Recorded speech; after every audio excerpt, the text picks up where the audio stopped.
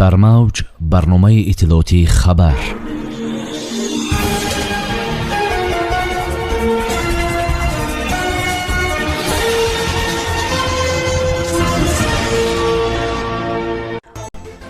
ҷамолиддин абдуллозода бо ҷараёни табобати осебдидагони муноқишаҳои марзӣ шинос гардид.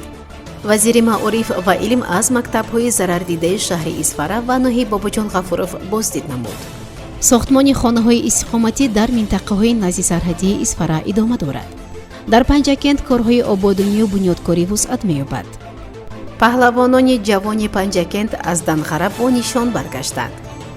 дар асоси дастуру супоришҳои пешвои муаззами миллат муҳтарам Эмомалӣ Раҳмон, вазири тандурустӣ ва ҳифзи иҷтимоии аҳолии мамлакат Ҷамолиддин Абдуллозода бо ҷараёни табобати осебдидагони муноқишаҳои марзӣ шинос гардид. зимни сафари корӣ вазир бо фаъолияти якчанд муассисаи тандурустии вилоят аз ҷумла беморхонаи ҷамоати чоркӯҳи шаҳри Исфара, беморхонаҳои марказии шаҳри Исфара ва ноҳияи Бобоҷон Ғафуров, инчунин беморхонаи клиникии рақами 1 шаҳри Хуҷанд шинос шуд. тавре аз маркази матбуоти вазорати тандурустӣ ва ҳифзи иҷтимоии аҳолии мамлакат иттилоъ доданд, Ҷамолиддин Абдуллозода зимни суҳбат бо ҷароҳатбардоштагон иброз дошт, ки ҷараёни табобати онҳо зери назорати махсуси роҳбари давлат қарор дошта, вазорати тандурустӣ ва ҳифзи иҷтимоии аҳолии мамлакат тамоми кӯшишу талоши худро ба ҳарчи зудтар барқарор намудани вазъи саломатии осебдидагон равона намудааст. зикр шуд, ки айни ҳол дар беморхонаҳои мазкур барои табобати беморон тамоми шароит ва имконоти мусоид фароҳам оварда шудааст. вазири тандурустӣ ва ҳифзи иҷтимоии аҳолии мамлакат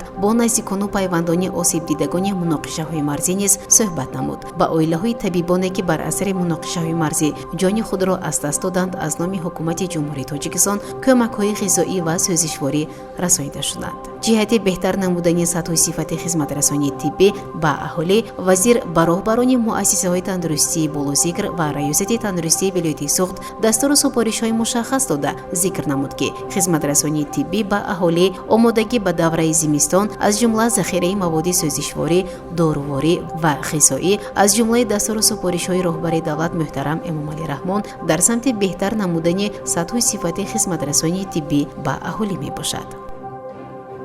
вазири маориф ва илми ҷумҳурии Тоҷикистон Раҳим Саидзода аз муассисаҳои таҳсилоти миёнаи умумии зарардида дар муноқишаҳои назди сарҳадии шаҳри Исфара ва ноҳияи Бобоҷон Ғафуров дида намуда ба омӯзгорон ва хонандагони зарардида кӯмак расонид. дар ин бора Амид Ховар иттилоъ медиҳад.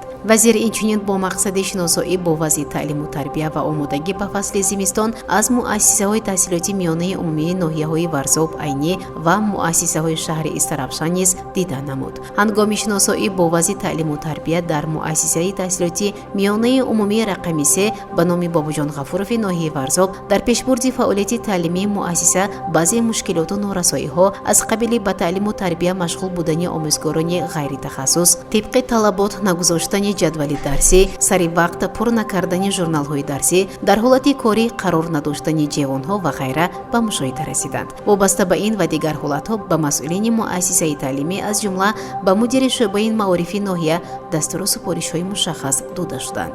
инчунин зимни сафари корӣ вазири маориф ва илм аз муассисаи таҳсилоти миёнаи умумии рақами 9 деҳаи Такфони ноҳияи Айнӣ, муассисаи таҳсилоти миёнаи умумии рақами 24 деҳаи Оби Зулули шаҳри Истарафшан, муассисаи таҳсилоти миёнаи умумии рақами 40 ба номи Неъмат Аминови шаҳри Истарафшан дида намуд. дар муассисаҳои таълимии мазкур вазир ба вазъи таълиму тарбия, норасоии омӯзгорон, ташкилоти маҳфилҳо, дарсҳои иловагӣ, кружокҳо ва аз худ кардани луғати вожаҳои серистеъмоли забонҳои тоҷикӣ, русӣ ва англисӣ дар маҷмӯи 400 луғат омодагӣ ба фасли зимистон ва ғайра таваҷҷӯҳ зоҳир намуд.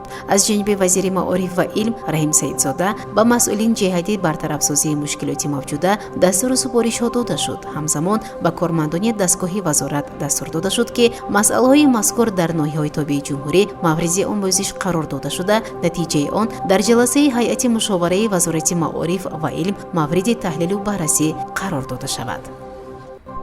раиси вилояти суғд Раҷаббой Аҳмадзода ба шаҳри Исфара омада бо ҷараёни бунёди хонаҳои истиқоматии сокинон ки дар натиҷаи муноқишаҳои марзӣ хароб гардида буд шинос шуд. дар минтақаҳои назди сарҳадии Исфара айни замон корҳои бунёду барқарорсозӣ бо суръати баланд идома дошта, масъулин ва шаҳрчиён тасмим доранд ки то охири моҳ сохтмони хонаҳоро ба анҷом расонанд. сокинони шаҳри Исфара ва шаҳрчиён аз минтақаҳои гуногун аз ҷумла донишҷӯёни муассисаҳои таълимӣ ба таври ихтиёрӣ ба кӯмаки зарардидагон омада аҳлона барои сайри вақт бо сарпаноҳ таъмин шудани сокинон меҳнат намуда истоданд.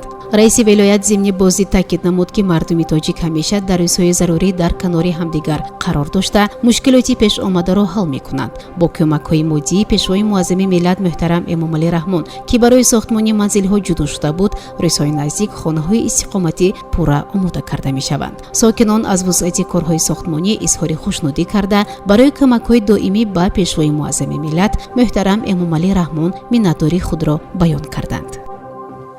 намояндаи ҳукумати ҷумҳурии Тоҷикистон, президенти Академияи Миллии илмҳои ҷумҳурӣ Фарҳод Раҳимӣ зимни боздид аз шаҳр ҳамроҳи муовини раиси вилояти суғд Зариф Мирдадо ва раиси шаҳри Панҷакент Абдухолиқ Холиқзода аз як қатор иншоотҳои бунёдшаванда ва коргоҳҳо дидан намуданд. онҳо бо рафти бунёди биноҳои баландошона дар хиёбони рӯдаки шаҳр шинос шуда бо бинокорон суҳбат карда ба соҳибкорон барои ин иқдоми шоиста изҳори сипос намуданд. зимнан ҳоло дар шаҳр аз ҷониби соҳибкорон 9 бинои истиқоматии баландошона бо марказҳои тиҷоратию истеҳсолӣ бунёд мешавад. боздид аз коргоҳи хусусии истеҳсоли хиштҳои ороишӣ ки сокини деҳаи Чинор Ҷорабой Ғафуров дар ҳавлиаш бунёд намудааст ва маҳсулоташ аллакай харидорони зиёд пайдо кардааст, таъссуроти нек гузошт ва ин таҷрибаи ӯ шоистаи тарғибу пайравӣ дониста шуд. гуфта шуд ки мақомоти иҷроияи маҳаллии ҳокимияти давлатии шаҳр ба ӯ барои васеъ намудани коргоҳ ва зиёд кардани истеҳсоли маҳсулот замин ҷудо намудааст. дар бинои нави муассисаи таҳсилоти умумии деҳаи Бӯстондеҳи Саразм ки бо дастгирии мақомоти иҷроияи маҳаллии ҳокимияти давлатии шаҳр аз тариқи ҳашар бунёд шудааст, корҳои охирини омодагӣ барои пазироии хонандагон ҷараён дорад. ҳамчунин таъмиру таҷдиди беморхонаи амрози сироятии шаҳр бо дастгирии созмони ЮНИСЕФ ва мақомоти иҷроияи маҳаллии ҳокимияти давлатии шаҳр идома дорад.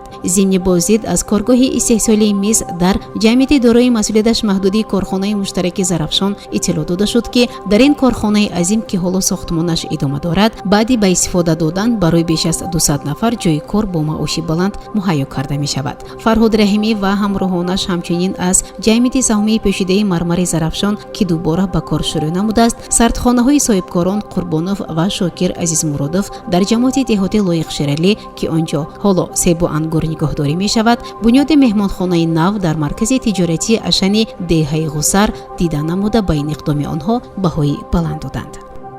дар муассисаи давлатии маҷмӯи варзишии ноҳияи Данхара мусобиқаи ҷумҳуриявӣ аз рӯи намуди гӯштини тарзи озод миёни наврасони Ю-15 бо иштироки 500 нафар варзишгар аз тамоми шаҳру ноҳияҳои ҷумҳурии Тоҷикистон баргузор гардид. дар ин мусобиқаи бонуфус дастаи гӯштингирони ҷавони шаҳри Панҷакент бо роҳбарии директори муассисаи давлатии мактаби варзишии шаҳр Улуғбек Бобомуллоев иштирок намуда дар вазнҳои худ соҳиби ҷойҳои ифтихорӣ гаштанд. аз ҷумла Зокир Ҳасанов, Шерзод Ҳасанов сазовори ҷойи аввал, Сарбоз Азизов ҷойи дуюм, Аҳмад Шамсиддинов, Имрон Юлдошев ва Паҳлавӣ Ҳасанов соҳиби ҷойи сеюм шуданд. барномаи иттилоотии хабар аз рӯйдодҳои Тоҷикистон, минтақа ва ҷаҳон огоҳ бош.